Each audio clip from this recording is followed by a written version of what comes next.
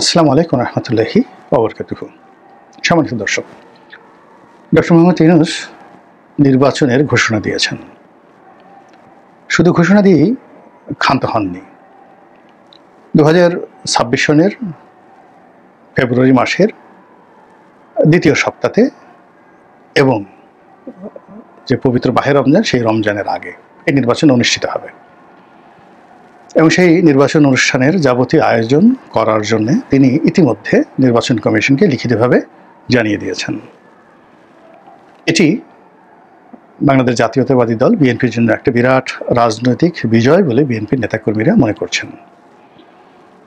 ফলে বিএনপিতে রীতিমতো খুশির বন্যা বইছে।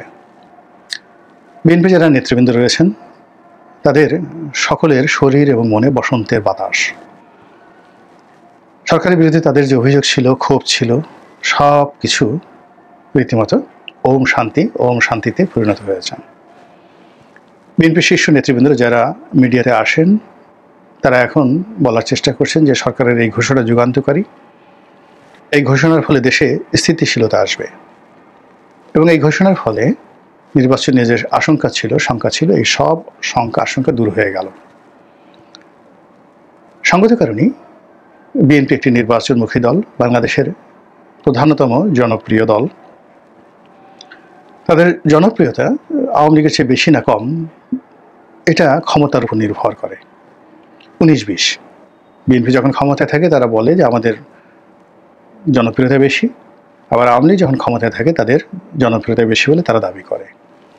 তো যেহেতু আওয়ামী লীগ নেই আর আওয়ামী লীগ নির্বাচনে আসবে, অংশগ্রহণ করবে, এটা এই মুহূর্তে বলা যাচ্ছে না। আওয়ামী লীগের যারা নেতৃবৃন্দ রয়েছেন তারা দেশের বাইরে থেকে বলার চেষ্টা করছেন যে আওয়ামী লীগ একটি নির্বাচনমুখী দল, তারা সুযোগ পেলে অবশ্যই নির্বাচন করবে।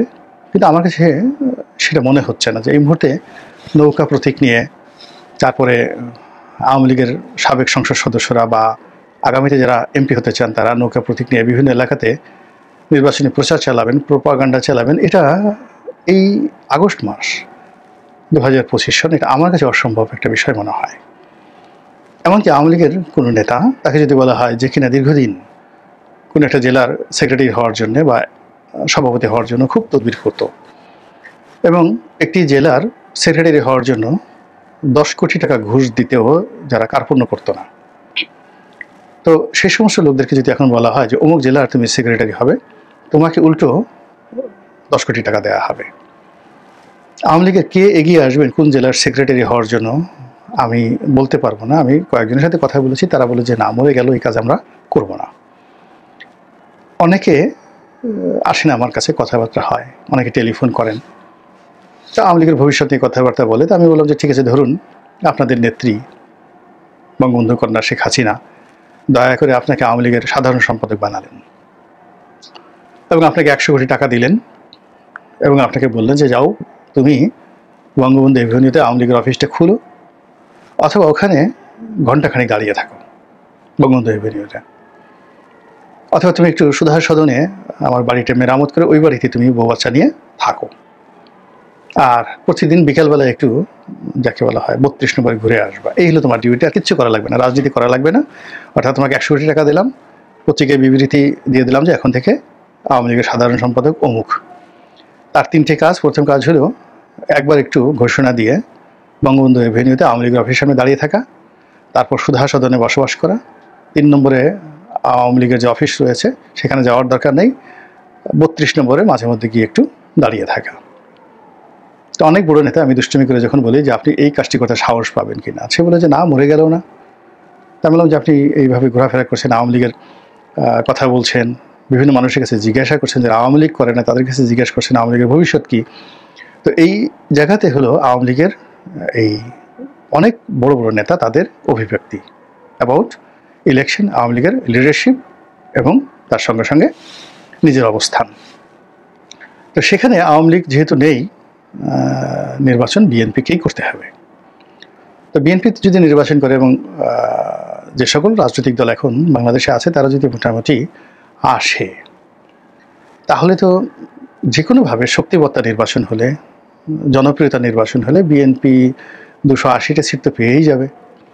তো এই জন্য কারা নমিনেশন পাবেন, কারা পাবেন না, কারা ইলেকশনে যাবেন কি যাবেন না, এগুলো নিয়ে গত 1 বছরে যে দ্বিধা ছিল, দ্বন্দ্ব ছিল, সেই দ্বিধা এবং দ্বন্দ্বর পাশাপাশি এখন কে নমিনেশন পাবেন এটা নিয়ে জোর তদবির শুরু হয়ে গেছে। সেই তদবিরে বিএনপি অফিসগুলোতে রীতিমতো চাঁদের হাট বসেছে। প্রার্থীরা তাদের কর্মী সমর্থকদের নিয়ে আসছেন এবং কেন্দ্রীয় নেতাদের গ্রিন সিগন্যাল পাওয়া, লন্ডনে তারেক রহমান সাহেবের সঙ্গে একটু বৈঠক করা, একটু গ্রিন সিগন্যাল পাওয়া, তারেক রহমান সাহেবকে পাওয়া না গেলে তার সঙ্গে যাদের ভালো সম্পর্ক রয়েছে তাদের পিছে পিছে ঘোরা, কিংবা বাংলাদেশে যে সকল শীর্ষ নেতৃত্ব রয়েছেন এই মুহূর্তে যাদের সঙ্গে তারেক রহমানের ভালো সম্পর্ক রয়েছে তাদের দরবারে একটু ধর্ণা দেওয়া, এই কাজগুলো করে যাচ্ছেন প্রার্থীরা। এই যে প্রার্থীদের আনাগোনার কারণে কি হলো, আজকে থেকেই, মানে আজকে আমি যে ভিডিওটি করছি আগস্ট মাসের 7 তারিখে, আজকে থেকে বিএনপির অফিসগুলো রীতিমতো সরগরম হয়ে পড়েছে এবং সেখানে মানুষের মুখে হাসি আর ধরে না। অন্যদিকে বিএনপির অ্যাজ এ হোল সারা বাংলাদেশের নেতাকর্মীরা নির্বাচন নিয়ে যে একটা আশঙ্কার মধ্যে ছিল, তারা ডক্টর মোহাম্মদ ইউনূসকে এমনভাবে বিশ্বাস করেছেন যে তার বক্তব্য তাদের কাছে মনে হয়েছে যে এটা একটা অমীয় বাণী। এই বক্তব্যের মধ্যে পবিত্রতা রয়েছে এবং এই বক্তব্যের মধ্যে সততা রয়েছে এবং তারা ডক্টর মোহাম্মদ ইউনূসকে এখন মাথায় করে নাচছেন। একই সঙ্গে তারেক রহমান সাহেবের যে দক্ষতা, অভিজ্ঞতা, যোগ্যতা, যে তিনি ডক্টর মোহাম্মদ ইউনূসের মতো একজন বরেণ্য ব্যক্তির সঙ্গে রাজনীতির দর কষাকষিতে বিজয়ী হয়েছেন। দ্বিতীয়ত যে তিনি অর্থাৎ তারেক রহমান সাহেব তিনি ডক্টর মোহাম্মদ ইউনূসকে তার যে বলয় রয়েছে, রাজনীতির বলয় রয়েছে, সেই রাজনীতির বলয় থেকে তাকে বের করে নিয়ে এসেছেন এবং বিএনপির বলয়ে তিনি ঢোকাতে পেরেছেন। 3 নম্বর হলো ডক্টর মোহাম্মদ ইউনূসের সামনে তিনি যে মূলা ঝুলিয়েছেন, তাকে রাষ্ট্রপতি করা হবে, তাকে নিরাপদে প্রস্থানের সুযোগ দেওয়া হবে, তার যারা লোকজন রয়েছে তাদেরকে পুনর্বাসিত করা হবে। অবশ্যই কথাগুলো হয়তো তিনি বলেছেন, এখানে অবশ্যই এবং হয়তো দুটো ব্যবহার করলাম এই কারণে যে এই কথাগুলো আমি শুনিনি, কেউ বলেননি, কিন্তু এই জন্য হয়তো। আর এই ধরনের একটা শীর্ষ বৈঠক যখন লন্ডনে হয়েছিল তো সেখানে তো উভয় পক্ষেরই একটা শর্ত ছিল, সেই শর্তগুলো কারণে দেখা যাচ্ছে যেখানে অবশ্যই শব্দটি ব্যবহার করেছে, যে শর্ত ছাড়া কখনই কোনো বৈঠক হয় না। এখন প্রশ্ন হলো যে বিএনপির এই যে আনন্দ, এই যে উচ্ছ্বাস, এই যে আনন্দের বন্যা, এটা শেষ পর্যন্ত প্রবাহিত হবে, থাকবে, অক্ষুণ্ণ থাকবে? এই চাঁদের হাট কি চলতেই থাকবে নাকি এখানে অন্য কিছু হতে পারে? মূল ব্যাপারটা হলো যে বাংলাদেশের যে রাজনীতি এখন, সেই পুরো রাজনীতিটাই নির্ভর করছে আসলে বন্ধু রাষ্ট্রগুলোর তৎপরতার উপরে। আমাদের যারা রাজনীতিবিদ রয়েছেন, আমাদের যারা রাষ্ট্র ক্ষমতা এই মুহূর্তে আছেন তারা, অর্থাৎ অন্তর্বর্তীকালীন সরকারের কর্তা ব্যক্তি, এবং আমাদের যারা জনগণ বিশ্বাস করেন আমাদের এখনো পর্যন্ত স্বাধীনভাবে কোনো কিছু করার ক্ষমতা খুবই অল্প। যদি সুযোগ দেওয়া হয় অবাধ এবং নিরপেক্ষভাবে ভোট দেওয়ার, আমরা ভোট কেন্দ্রে যাব, ভোট দেব, কিন্তু ঝুঁকি নিয়ে কেউ আমাদের এই বাংলাদেশে এখন আর ভোট কেন্দ্রে যাবে না, একজন সিঙ্গেল লোকও নেই।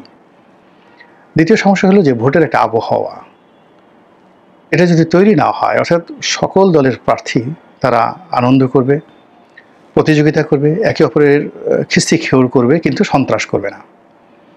তো এরকম একটা যদি প্রতিযোগিতা হয়, একটা গ্রুপ মিছিল করবে 10,000 লোক নিয়ে, অপর গ্রুপ 15,000 লোক নিয়ে মিছিল করবে, তো বাংলার আনাচে কানাচে এই নির্বাচনের যে একটা ইমেজ এবং আমেজ এটা যে ছড়িয়ে পড়ে, এরকম একটা পরিবেশ পরিস্থিতি না হলে ভোট দেওয়ার জন্য, ভোটের কার্যক্রম চালানোর জন্য কোনো জনগণ রাস্তায় নামবে না। বিশেষ করে 2014 থেকে পরপর 3টি নির্বাচনে রীতিমতো নির্মম ছ্যাঁকা খাওয়ার ফলে মানুষের মধ্যে এই নির্বাচন নিয়ে যে একটা আতঙ্ক তৈরি হয়েছে, সেই আতঙ্ক কাটিয়ে নির্বাচনের মাঠকে সরগরম করার জন্য যে পরিবেশ পরিস্থিতি দরকার, এখন এই মুহূর্তে যা কিছু রয়েছে তার একটিও এরকম একটা পরিবেশ সৃষ্টি করার অনুকূলে নেই। যেমন ধরুন সেনাবাহিনীর উপস্থিতি, সেনাবাহিনীর সম্পর্কে ভীতি, বিশ্বাস, ভালোবাসা যেটা অতীতে ছিল সেটা নেই। তো যেখানে প্রার্থীরা নিরাপদ নন, যেখানে থানার ওসি সাহেব নিরাপদ নন, ডিসি সাহেব নিরাপদ নন, মিলিটারি যারা কর্মকর্তা তারা যেখানে মবের শিকার হচ্ছেন, যেখানে গোপালগঞ্জের একটা পরিস্থিতি সামাল দেওয়ার জন্য কি করতে হলো সেনাবাহিনীকে, এবং সেটা নিয়ে যে র্যান্ডম দমন পীড়ন, মামলা মোকদ্দমা, হামলা যা কিছু হলো, তারপরে কিন্তু গোপালগঞ্জকে ঠিক করা যায়নি। তো সেই অবস্থাতে কিসের নির্বাচন, কত সুন্দর নির্বাচন হবে, কি হবে, এই বিষয়গুলো আমি এখনো পর্যন্ত কল্পনা করতে পারছি না। অধিকন্তু যে সমস্যাগুলো তৈরি হয়েছে নির্বাচনের মাঠে, সেটা হলো ডক্টর মোহাম্মদ ইউনূসের সঙ্গে যে চক্রটি, যে ঐক্যটি। এখানে আমি বললাম চক্র মানে পর্দার আড়ালে যারা থাকে, যাদেরকে আমরা দেখিয়ে দেয় তাদেরকে মেন করছি, যে চক্রটি, যে ঐক্যটি, অর্থাৎ এনসিপি, তারপরে জামাত, তারপর চরমোনাই থেকে শুরু করে অন্যান্য রাজনৈতিক দলগুলো, যারা ডক্টর মোহাম্মদ ইউনূসকে গত 1 বছর ধরে অকাতরে সাহায্য করছে, সহযোগিতা করছে এবং বিভিন্ন অ্যাঙ্গেল থেকে তাকে মানে সাহায্য করে তার হাতকে শক্তিশালী করছে এবং তার সকল আশা আকাঙ্ক্ষা তারা বাস্তবায়নের জন্য প্রাণান্ত চেষ্টা করছে এবং তাকে আগামী 5 বছর ক্ষমতায় রাখার জন্য তারা নানা রকম ফন্দ বিক্রি করছে। এই নির্বাচনের ঘোষণার মাধ্যমে তারা সবাই সংক্ষুব্ধ, বিক্ষুব্ধ, অপমানিত, লাঞ্ছিত এবং তারা তাদের সর্বশক্তি নিয়োগ করে ডক্টর মোহাম্মদ ইউনূসকে নাস্তানাবুদ করার চেষ্টা করবে। এখানে বোঝার চেষ্টা করুন যে সম্মিলিত রাজনৈতিক দলগুলো এনসিপির নেতৃত্বে তারা যদি এই নির্বাচনকে বয়কট করে, যে এখানে সংস্কার হয়নি, আমরা নির্বাচনে যাব না, তারা যদি বলে যে আমাদের দাবি মেনে নেওয়া হয়নি, হবে না, আমরা এই নির্বাচনে যাব না, তাহলে চিন্তা করুন সেখানে নির্বাচনে কারা যাবে? বিএনপি যাবে, তার সাথে অন্য যে 2-3টি দল যারা বিএনপির জোট, বিএনপির বিরুদ্ধে তারা দাঁড়াতে পারবে না। তাহলে এই নির্বাচনটি কেমন হবে? ঠিক বিএনপি যেভাবে 15ই ফেব্রুয়ারি নির্বাচন করেছিল, সেই 15ই ফেব্রুয়ারির একতরফা নির্বাচন, যে নির্বাচন করে তারা ক্ষমতা হস্তান্তর করেছিল 1996 সালে, সেরকম একটা নির্বাচন হবে। অথবা ধরুন কোনো দল আসলো না, বিএনপি তার যে সকল বিদ্রোহী প্রার্থী রয়েছে তাদেরকে স্বতন্ত্র দাঁড় করিয়ে দিল, তারপরে তাদের যে সকল জোট রয়েছে সেই জোটের সবাইকে বলল যে আপনারা স্বতন্ত্র দাঁড়ান, আপনাদের সিট ছেড়ে দেওয়া হবে। কিন্তু তাতেও এই নির্বাচনটি 2024 সনের যে আমিডামি নির্বাচন, সেই নির্বাচনের মতো বিএনপি করতে পারবে না, কোনো অবস্থাতেই করতে পারবে না। এবং ভোটাররা, আওয়ামী লীগের ভোটার যদি 5% to 6% এসে থাকে, এখানে 2 থেকে 3% ভোটারও ভোট কেন্দ্রে বিএনপি আনতে পারবে না।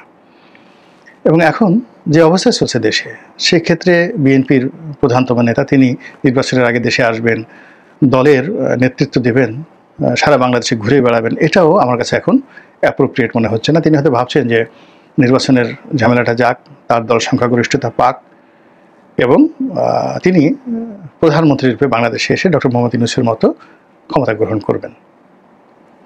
তো এটা বলতে গেলে আমার কাছে এখন 1% পসিবিলিটি আমি এর মধ্যে দেখছি না। মনে হচ্ছে যে বিএনপি ক্রমশ অসম্ভবের দিকে এগোচ্ছে। বিকল্প যেটা হতে পারে সেটা হলো সকল রাজনৈতিক দলগুলো অংশগ্রহণ করলো, এনসিপি অংশগ্রহণ করলো, জামাত অংশগ্রহণ করলো, বিএনপি অংশগ্রহণ করলো এবং 2018 সনে যে রাতের ভোট হয়েছে, ওই রাতের ভোটের একটা আপগ্রেড ভার্সন 2026 সনে এই জাতিকে উপহার দেওয়া হলো। আবার দেখুন যে 2018 সন যে রাতের ভোট হয়েছিল, সেই রাতের ভোটে কিন্তু বিএনপি স্বতঃস্ফূর্তভাবে শেখ হাসিনার আহ্বানে অংশগ্রহণ করেছিল, আমিও গিয়েছিলাম। আমরা মাঠে যাওয়ার পরে, অর্থাৎ 2018 সনের ডিসেম্বর মাসের 16-17 তারিখে আমরা বুঝতে পারি যে আমরা সবাই একটা ফাঁদের মধ্যে পড়ে গেছি। কিন্তু বিএনপি যারা শীর্ষ নেতৃত্ব, বিশেষ করে তারেক রহমান সাহেব, তিনি তো লন্ডনে, তিনি তো বুঝতে পারছেন না যে তার প্রার্থীরা বাংলাদেশের সত্যিকার অর্থে কীভাবে বিপদে পড়েছে। তো কাজেই তাকে আশ্বাস দিতে দিতে দিতে দিতে এমন একটা সময় নিয়ে যাওয়া হলো যখন আর প্রার্থিতা প্রত্যাহার করার সময় ছিল না।